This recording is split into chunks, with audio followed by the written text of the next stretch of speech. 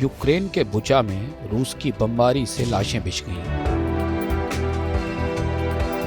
जंग मरने मारने के मकसद से ही तो होती है और मरते वे ही हैं जो जंग कभी नहीं चाहते। रूस के राष्ट्रपति व्लादिमीर पुतिन रोके नहीं रुक रहे हैं। अंततः अप्रैल के अंत में यूरोप ने अपना सबसे बड़ा जोखिम लिया। उसने रूस पर ऊर्जा निर्भरता कम करने का ऐलान कर दिया। रूस के गैस, तेल और कोयले के बिना यूरोप पर विकट संकट आएगा, लेकिन यूरोप ने रूस से कोयला आयात बंद करने की शुरुआत कर दी। अप्रैल 2022 के पहले हफ्ते में यूरोप ने रूस से कोयला खरीदने पर पाबंदी लगा दी। वही कोयला जिसके मजदूर कभी कम्युनिस्ट शासन के पोस्टर पर छपे होते थे, या वही कोयला है जो यूक्रेन के डोनबास इलाके में इतिहास का निर्माता था। आज इसी डोनबास में युद्ध के प्रेत दौड़ रहे हैं। इसी कोयले की वजह से 1991 में मिखाइल गोर्बाचोव की विदाई हुई थी और इसके बाद कम्युनिस्ट शासन वाला पूरा पूर्वी यूरोप बिखर गया था। कोयले का रूसी इतिहास है ही इतना सनसनीखेज। पलटते हैं इतिहास के पन्ने, खनक उठते हैं किस्सों के सिक्के।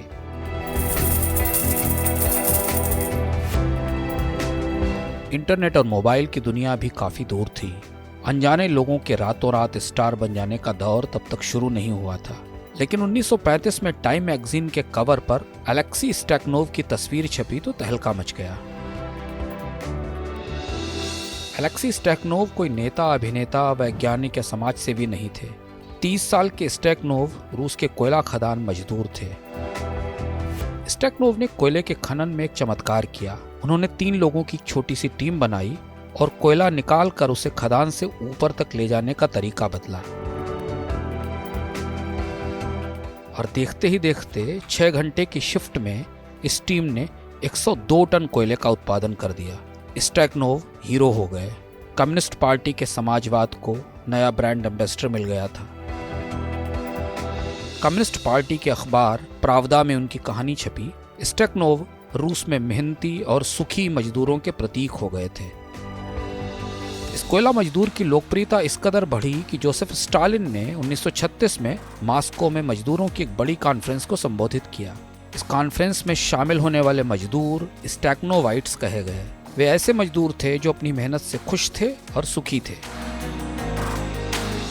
यह वही कॉन्फ्रेंस थी जिसमें स्टालिन ने कहा था, life has become happier, comrades, life has become happier. यह संदेश बाद में गीत में बदल गया और पूरी दुनिया में फैल गया। हालांकि बाद के दशकों में जब कम्युनिस्ट शासन की सच्चाई सामने आई तो यही संदेश सबसे बड़ा व्यंग्य भी बन गया था। स्टैकनोव, जिनकी तस्वीर टाइम मैगजीन के मुखपृष्ठ पर छपी थी, वे रूस और यूक्रेन के सीमावर्ती इलाके डोनबास से आते थे, जिसे डोनेट्स रीजन कहा जाता है।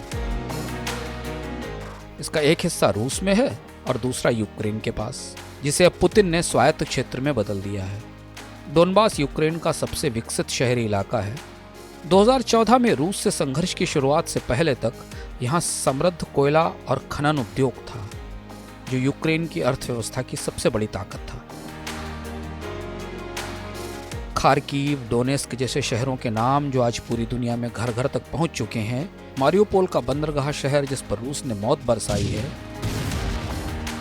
वह इसी कोयला और औद्योगिक क्षेत्र का हिस्सा है जो काफी समृद्ध रहा है। डोनबास की यह कहानी स्टालिन के दौर में टाइम के कवर पर पहुंचे मजदूर स्टैकनोव के पहले की है। यूरोप के लिए आज रूस भले ही दुश्मन नंबर 1 हो, लेकिन पुराने सोवियत का कोयला उद्योग इसी डोनबास के इलाके से शुरू हुआ था, और वह भी तब के बरतानवी उद्योगपतियों की मदद से। 18वीं सदी के अंत तक ब्रिटेन में औद्योगिक क्रांति जड़ पकड़ चुकी थी। फैक्ट्रियां लग रही थीं, कामगार जुट रहे थे। वेल्स का मिथाइल टैटफिल शहर इस क्रांति के केंद्रों में था, जहां ब्रिटेन का शुरुआती लोहा उद्योग विकसित हुआ। जॉन ह्यूज इसी शहर से आते थे। ह्यूज एक लोहा मिल इंजीनियर के बेटे थे। किस्मत और नसीहतों की चक्करदार सीढ़ियां चढ़ते हुए ह्यूज पहुंच गए मिलवाल आयरन एंड शिपबिल्डिंग वर्क्स। यह उस समय की सबसे बड़ी लोहा कंपनी थी जो ब्रिटेन की रॉयल नेवी को साजो सामान देती थी। ह्यूज को इस कंपनी का डायरेक्टर बनाया गया। खोजी और हिम्मत वाले ह्यूज कोयले की तलाश में थे। 1869 में ह्यूज करीब 8 जहाजों पर साजो सामान और मजदूर लेकर पहुंच गए यूक्रेन। यहाँ लोहा भी था और कोयला भी। तब डोनेट्स का इलाका वीरान था, उद्योग नाम की चीज नहीं थी। ह्यूज ने यहाँ एक मेटलर्जिकल फैक्ट्री लगाई और रेल पटरियां बनाने की यूनिट शुरू की। ब्लैक सी इस इलाके के करीब ही था, जिससे तैयार माल ब्रिटेन पहुंचने लगा। ह्यूज बोल्शेविक दौर से पहले रूस के औद्योगिकरण के प्रवर्तक बन गए थे। उद्योग विकसित होते ही डोनबास के इलाके में मजदूर जुटने लगे, कोयला और लोहा उद्योग चमक उठा। जान ह्यूज ने यहाँ एक शहर बसाया जिसे उनके नाम पर बसाया गया था। इसका नाम था यूजकोवा। इस शहर में मजदूरों के लिए ब्रिटेन की तर्ज पर अच्छे अस्पताल, स्कूल आदि सुविधाएं थीं। अब ह्यूज इस इलाके में नगरीकरण के प्रवर्तक भी हो गए थे। बोल्शेविक्स आए तो इस कंपनी के विदेशी कर्मचारियों और मालिकों को देश छोड़ना पड़ा, लेकिन डोनबास में लोहा और कोयले का उद्योग फलता फूलता रहा। यूजकोवा सिटी का नाम बदलकर सिटी स्टालिनो कर दिया गया। स्टालिन के कार्यकाल में टाइम मैगजीन के कवर पर आने वाले मजदूर स्टकनोव ने इस इलाके को पूरी दुनिया में मशहूर कर दिया। 1961 के बाद यूजकोवा या सिटी स्टालिनो को डोनेट्स के नाम से जाना जाता है। यह यूक्रेन का 5वां सबसे बड़ा शहर है, जहां चारों तरफ मातम है। रूस के कोयले और डोनबास के रिश्ते का किस्सा जॉन ह्यूज, स्टेकनोव या स्टालिन के साथ खत्म नहीं होता। यहाँ सबसे बड़ा और निर्णायक मोड़ 1989 में आया, जिसने दुनिया की तस्वीर बदल दी। 1985 में रूस को एक नया नेता मिल गया था। नाम था मिखाइल गोर्बाचोव। गोर्बाचोव पेरेस्ट्रोइका लेकर आए थे। यह एक नया आर्थिक सुधार था। इसके लिए वह जनमत बनाना चाहते थे। उन्होंने ग्लासनोस्त और डेमोक्रेटिया नाम की 2 नीतियां शुरू की, जिसमें एक का मतलब था उदारीकरण और दूसरे का मतलब था लोकतंत्र को बढ़ावा देना। इधर रूस के कोयला खनन इलाकों में हालात बिगड़ चुके थे। 1958 के बाद से रूस में तेल व गैस पर निवेश बढ़ा तो कोयला उद्योग पिछड़ने लगा। मजदूरी में बढ़ोतरी रुक गई। सोवियत रूस की कुख्यात महंगाई मजदूरों का दम निकाल रही थी। खदानों में सुरक्षा के इंतजाम ना के बराबर थे। दुर्घटनाएं लगातार बढ़ रही थीं। कोयला मजदूरों ने हड़तालें शुरू कर दी। सबसे पहली बड़ी हड़ताल 1989 में साइबेरिया के कुजबास इलाके में हुई। यह लगभग वही दौर था जब पूरी दुनिया में आंदोलन जड़ पकड़ रहे थे। चीन का थिएनआनमेन चौक उसी दौर में बड़े विरोध का गवाह बना था। साइबेरिया से शुरू हुई यह बगावत 2 साल में डोनबास तक फैल गई। कोयला मजदूरों को एक नया नेता मिल गया था। नाम था बोरिस येल्त्सिन। 1991 में यूक्रेन के डोनेट्स इलाके में एक खान में भयानक आग लगी। 31 मजदूर मारे गए और मजदूर आंदोलन बुरी तरह भड़क उठा। डोनेट्स से साइबेरिया तक करीब 3 लाख मजदूरों ने रूस की 1/3 कोयला खदानें बंद कर दी। अंततः गोर्बाचोव को सुधार वापस लेने पड़े।